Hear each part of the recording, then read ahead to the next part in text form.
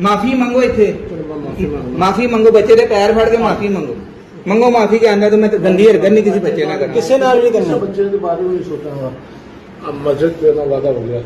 ਇਹ ਕੋਈ ਹਰਕਤ ਹੈ ਯਾਰ? ਤੁਸੀਂ ਮਹੱਲੇ ਅਸੀਂ ਤੁਹਾਨੂੰ ਆਪਣਾ ਭਾਈ ਵੱਡਾ ਮੰਨਿਆ ਨਾ, ਤੁਸੀਂ ਇਹ ਕੰਮ ਨਹੀਂ ਤੁਹਾਡੇ ਕਰਨ ਵਾਲੇ। ਇੱਕ ਮਸਜਿਦ ਦੇ ਕੈਮਰੇ ਨੂੰ ਆਂਦੇ ਤੁਸੀਂ ਉਹਨਾਂ ਦੇ ਘਰ ਬੱਚੇ ਪੜਾਉਣ ਜਾਂਦੇ, ਸਾਡਾ ਘਰ ਵਾਲਾ ਚੱਲੇਗਾ ਆਪਸ।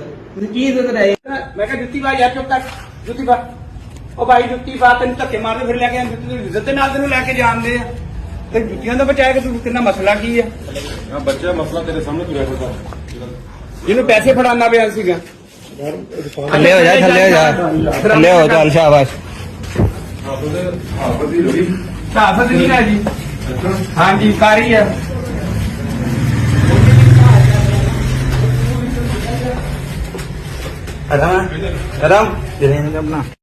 साईं बाईपास से मदरसा साईं पेट्रोल पंप नवाजपुर साम्हूं उधर नंढड़े खे दोनों ख़बर अथसि जना पोइ करे मुला सम्झी मुंहिंजो भाउ बि बीठो अथव, मुंहिंजो बाबू आहे। हे नंढड़ो साईं हे आहे, सम्झो हे साईं। साईं ॾिसो हे तरीक़ो आहे हिनजो साईं। हे मुला माण्हू करे ईअं था कनि साईं। हे मुला अथव, हे तरीक़ो आहे हिनजो। हे नंढड़ो आहे साईं, हे यतीम आहे हिकिड़ो।